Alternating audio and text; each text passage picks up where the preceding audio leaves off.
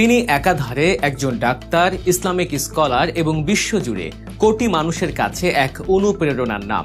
আবার তার নিজের দেশেই তিনি একজন পলাতক আসামি। তার বিরুদ্ধে অভিযোগ সন্ত্রাসবাদে উস্কানি এবং হাজার কোটি টাকার অর্থ পাচারের। সেই বিতর্কিত ধর্মপ্রচারক ডক্টর জাকির নায়েককেই এবার প্রায় এক মাসের জন্য রাষ্ট্রীয় অতিথি হিসেবে বরণ করে নিতে চলেছে বাংলাদেশ। আর এই এক সিদ্ধান্তে যেন কূটনৈতিক পারমাণবিক বিস্ফোরণ ঘটেছে দক্ষিণ এশিয়ায়। ফুঁসে উঠেছে ভারত। বাংলাদেশকে দেয়া হয়েছে ইতিহাসের অন্যতম কড়া হুঁশিয়ারি। প্রশ্ন উঠছে যে জাকির নায়েকের কারণে একসময় বাংলাদেশে নিষিদ্ধ হয়েছিল পিস টিভি, সে জাকির নায়েককে কেন অন্তর্বর্তী সরকার লাল গালিচার সংবর্ধনা দিচ্ছে? এটা কি ভারতের বিরুদ্ধে বাংলাদেশের নতুন কোনো কৌশল, নাকি এর পেছনে রয়েছে আরও গভীর কোনো রাজনৈতিক খেলা? জাকির নায়েক এই একটি নামই যেন দুটি ভিন্ন পৃথিবীর প্রতিচ্ছবি। একদিকে ইসলাম ও তুলনামূলক ধর্মতত্ত্ব নিয়ে তার জ্ঞানগর্ভ আলোচনা, বিভিন্ন ধর্মগ্রন্থ থেকে অনর্গল উদ্ধৃতি দেওয়ার বিস্ময়কর ক্ষমতা এবং ধারালো যুক্তির মাধ্যমে বিতর্ক করার দক্ষতা তাকে এনে দিয়েছে বিশ্বজোড়া খ্যাতি। ইসলামিক রিসার্চ ফাউন্ডেশন বা IRF এবং পিস টিভি নেটওয়ার্কের মাধ্যমে তিনি পৌঁছে গেছেন বিশ্বের কোটি কোটি মানুষের বসার ঘরে। অন্যদিকে এই খ্যাতি যেন তার জন্য কাল হয়ে দাঁড়িয়েছে। তার বিরুদ্ধে অভিযোগের তালিকাও বেশ দীর্ঘ। 2016 সাল ঢাকার গুলশানে হোলি আর্টিজান বেকারিতে ঘটে যায় দেশের ইতিহাসের সবচেয়ে ভয়াবহ সন্ত্রাসী হামলা। স্তম্ভিত হয়ে যায় গোটা বিশ্ব। তদন্তে বেরিয়ে আসে এক চাঞ্চল্যকর তথ্য। হামলাকারী জঙ্গিদের কয়েকজন নাকি নিয়মিত জাকির নায়েকের বক্তব্য শুনতেন এবং তা দ্বারা অনুপ্রাণিত হয়েছিলেন। এই ঘটনার পর নড়ে চড়ে বসে তৎকালীন শেখ হাসিনা সরকার। কাল বিলম্ব না করে বাংলাদেশে নিষিদ্ধ করা হয় পিস টিভি চ্যানেলের সম্প্রচার। একই সময়ে ভারত সরকারও জাকির নায়েকের বিরুদ্ধে খড়গহস্ত হয়। তার সংস্থা IRFকে সন্ত্রাসবাদে মদদ দেওয়ার অভিযোগে ভারতের কুখ্যাত UAPA বা বেআইনি কার্যকলাপ প্রতিরোধ আইনের অধীনে নিষিদ্ধ ঘোষণা করা হয়। তার বিরুদ্ধে বিদ্বেষমূলক বক্তব্য ছড়ানো, বিভিন্ন ধর্মীয় সম্প্রদায়ের মধ্যে শত্রুতা তৈরি, সন্ত্রাসবাদে অর্থায়ন এবং শত শত কোটি রুপির মানি লন্ডারিং এর মতো গুরুতর মিথ্যা অভিযোগে মামলা দায়ের করে ভারতের ন্যাশনাল ইনভেস্টিগেশন এজেন্সি বা NIA। কিন্তু তার আগেই 2016 সালেই ভারত ছেড়ে চলে যান জাকির নায়েক। আশ্রয় নেন মালয়েশিয়ায়, যেখানে তৎকালীন সরকার তাকে স্থায়ীভাবে বসবাসের অনুমতি বা পার্মানেন্ট রেসিডেন্সি দেয়।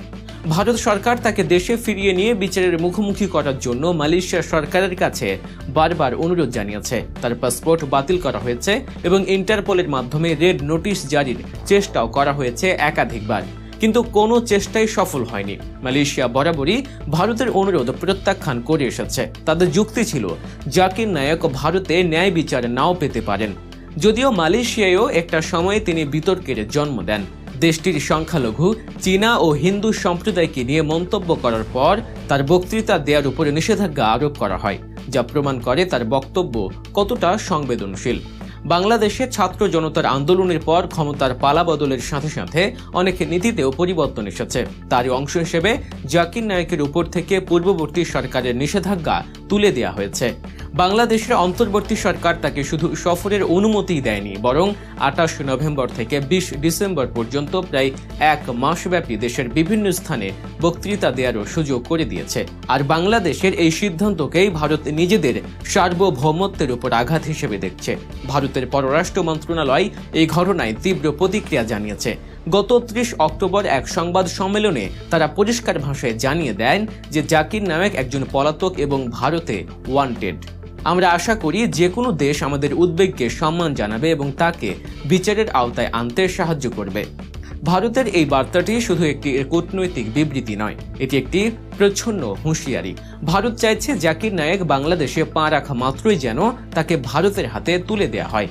তারা এই পদক্ষেপকে বাংলাদেশের একটি ভারত বিরোধী অবস্থান হিসেবে দেখছে, যা দুই দেশের বন্ধুত্বপূর্ণ সম্পর্কে মারাত্মক প্রভাব ফেলতে পারে। এই জটিল ভূ রাজনৈতিক পরিস্থিতি এবং এর পেছনের কারণগুলো নিয়ে আমরা আরও গভীরে যাব। তার আগে সত্য ও সাহসী সাংবাদিকতার গভীরে যেতে এখনই গল্প নিউজ চ্যানেলটি সাবস্ক্রাইব করুন এবং বেল আইকনটি প্রেস করে আমাদের সাথেই থাকুন। এখন সবচেয়ে বড় প্রশ্ন হলো, কেন বাংলাদেশের অন্তর্বর্তী সরকার ভারতের মতো এক পরীক্ষিত বন্ধু এবং এবং শক্তিশালী প্রতিবেশীকে চটিয়ে এমন একটি সিদ্ধান্ত নিল? এর উত্তর খুঁজতে হলে আমাদের ভারত এবং বাংলাদেশ উভয় দেশের অভ্যন্তরীণ ও আন্তর্জাতিক রাজনীতির সমীকরণ বুঝতে হবে। ভারতের উদ্বেগের নৈপথ্য, এটা কি শুধু একজন জাকির নায়েককে নিয়ে? আপাত দৃষ্টিতে মনে হতে পারে ভারতের এত মাথা ব্যথা শুধু একজন ব্যক্তিকে নিয়ে, কিন্তু বাস্তবতা তার চেয়েও জটিল। ভারতের এই কঠোর অবস্থানের পেছনে অন্তত 3টি প্রধান কারণ রয়েছে। প্রথম এবং প্রধান কারণটি হলো জাতীয় নিরাপত্তা। ভারতের নিরাপত্তা সংস্থাগুলোর ভয় হলো বাংলাদেশের মাটিতে জাকির নায়েকের অবাধ বিচরণ ভারতের জন্য সরাসরি হুমকি তৈরি করবে। পশ্চিমবঙ্গ, আসাম এবং ত্রিপুরার মতো সীমান্তবর্তী রাজ্যগুলোতে তার প্রচুর অনুসারী রয়েছে। ঢাকায় বসে দেয়া তার যে কোনো বক্তব্য বা বার্তা খুব সহজেই এই অঞ্চলগুলোতে ছড়িয়ে পড়তে পারে এবং সাম্প্রদায়িক উত্তেজনা বা অস্থিরতা তৈরি করতে পারে। ভারত কোনোভাবেই চায় না তাদের দোরগোড়ায় এমন একজন ব্যক্তি থাকুক যাকে তারা র্যাডিকালাইজেশনের অন্যতম অনুপ্রেরণা বলে মনে করে। দ্বিতীয় কারণটি হলো অভ্যন্তরীণ রাজনীতি। ভারতের বর্তমান সরকার একটি শক্তিশালী হিন্দু জাতীয়তাবাদী প্ল্যাটফর্মের উপর দাঁড়িয়ে আছে। জাকির নায়েকের মতো একজন বিতর্কিত ইসলামিক প্রচারককে যদি প্রতিবেশী একটি বন্ধু রাষ্ট্র রাষ্ট্রীয় সম্মান দেয়, তবে তা ভারতের অভ্যন্তরীণ রাজনীতিতে সরকারের জন্য একটি বড় চ্যালেঞ্জ তৈরি করে। বিরোধী দলগুলো এটিকে সরকারের কূটনৈতিক ব্যর্থতা হিসেবে প্রচার করার সুযোগ পাবে। তাই নিজেদের রাজনৈতিক ভাবমূর্তি অটুট রাখতেও ভারত এই বিষয়ে কঠোর হতে বাধ্য। তৃতীয় এবং সবচেয়ে গুরুত্বপূর্ণ কারণটি হলো ভূ রাজনৈতিক প্রভাব। দক্ষিণ এশিয়ায় নিজেদেরকে একটি প্রভাবশালী শক্তি হিসেবে প্রতিষ্ঠা করতে চায়। যদি বাংলাদেশ, যা ভারতের অন্যতম নিকটতম মিত্র, তাদের একটি সরাসরি অনুরোধ বা উদ্বেগ উপেক্ষা করে, তবে তা নেপাল, শ্রীলঙ্কা বা মালদ্বীপের মতো অন্য প্রতিবেশীদের কাছে একটি ভুল বার্তা দেবে। এটি আঞ্চলিক নেতা হিসেবে ভারতের কর্তৃত্বকে ক্ষুণ্ণ করবে। তাই জাকির নায়েকের বিষয়টি এখন ভারতের জন্য শুধুমাত্র একজন ব্যক্তিকে ফেরত পাওয়ার লড়াই নয়, এটি তাদের আঞ্চলিক প্রভাব ধরে রাখারও একটি লড়াই। বাংলাদেশের এই ঝুঁকিপূর্ণ পদক্ষেপের কারণ কি? অন্যদিকে বাংলাদেশ কেন এত বড় ঝুঁকি নিচ্ছে? এর পেছনে রয়েছে কয়েকটি গভীর কৌশলগত কারণ। প্রথমত, জনপ্রিয়তা এবং বৈধতা অর্জন। ছাত্র জনতার আন্দোলনে গঠিত বর্তমান অন্তর্বর্তী সরকারের কোনো নির্বাচনী বৈধতা নেই। তাই টিকে থাকার জন্য এবং ভবিষ্যৎ কর্মপন্থার জন্য তাদের ব্যাপক জনসমর্থন প্রয়োজন। ডক্টর জাকির নায়েক বাংলাদেশের ধর্মপ্রাণ মুসলিম সমাজের একটি বিশাল অংশের কাছে অত্যন্ত জনপ্রিয় এবং সম্মানিত একজন ব্যক্তিত্ব। তাকে সফরের অনুমতি দিয়ে সরকার খুব সহজেই এই বিশাল জনগোষ্ঠীর কাছে একটি ইতিবাচক বার্তা পৌঁছে দিতে পারছে। এটি সরকারের জনপ্রিয়তা অর্জনের একটি সহজ এবং কার্যকর উপায়। দ্বিতীয়ত, সার্বভৌমত্বের জানান দেয়া। দীর্ঘদিন ধরেই বাংলাদেশে একটি ধারণা প্রচলিত আছে যে পূর্ববর্তী আওয়ামী লীগ সরকার অনেক ক্ষেত্রেই ভারতের প্রভাব দ্বারা পরিচালিত হতো। পিস টিভি নিষিদ্ধ করার সিদ্ধান্তকেও অনেকে সেই চোখে দেখেন। বর্তমান অন্তর্বর্তী সরকার জাকির নায়েককে আমন্ত্রণ জানিয়ে হয়তো এই বার্তাটি জোরালোভাবে দিতে চাইছে যে বাংলাদেশ একটি স্বাধীন ও সার্বভৌম রাষ্ট্র। তাদের পররাষ্ট্রনীতি দিল্লির প্রেসক্রিপশনে চলবে না, বরং ঢাকার স্বার্থেই পরিচালিত হবে। এটি একটি শক্তিশালী জাতীয়তাবাদী আবেগের প্রকাশ। তৃতীয়ত, নতুন মিত্র খোঁজার ইঙ্গিত। আন্তর্জাতিক সম্পর্ক শূন্যস্থানে থাকে না। ভারতকে উপেক্ষা করে এমন একটি সিদ্ধান্ত নেয়ার মাধ্যমে বাংলাদেশ হয়তো চীন, তুরস্ক বা পাকিস্তানের মতো দেশগুলোকে একটি পরোক্ষ বার্তা দিচ্ছে। এই দেশগুলোতে জাকির নায়েকের গ্রহণযোগ্যতা রয়েছে এবং তারা ভারতের আঞ্চলিক প্রতিদ্বন্দ্বী। এর মাধ্যমে বাংলাদেশ হয়তো ভারতকে বোঝাতে চাইছে যে তাদের বন্ধুত্বের বিকল্পও ঢাকার হাতে রয়েছে। এটি একটি অত্যন্ত ঝুঁকিপূর্ণ কিন্তু কার্যকর কূটনৈতিক দর কষাকষির কৌশল হতে পারে। এই জটিল পরিস্থিতিতে বাংলাদেশ সরকারের সামনে সিদ্ধান্ত নেয়ার পথ খুব বেশি খোলা নেই। এক, ভারতের কাছে নথি স্বীকার করে জাকির নায়েককে তাদের হাতে তুলে দেয়া, কিন্তু এমনটা করলে তা হবে সরকারের জন্য রাজনৈতিক আত্মহত্যা। দেশের ভেতরে তীব্র জনরোষ তৈরি হবে এবং সরকারের ভাবমূর্তি মারাত্মকভাবে ক্ষুণ্ণ হবে। 2, ভারতের চাপে সফর বাতিল করে দেয়া। এটিও সরকারকে একটি দুর্বল এবং মেরুদণ্ডহীন সরকার হিসেবেই প্রতিষ্ঠিত করবে। 3, ভারসাম্যের কূটনীতি বজায় রাখা, অর্থাৎ সফর চলতে দেয়া কিন্তু তার কার্যক্রম কঠোর নজরদারি করা।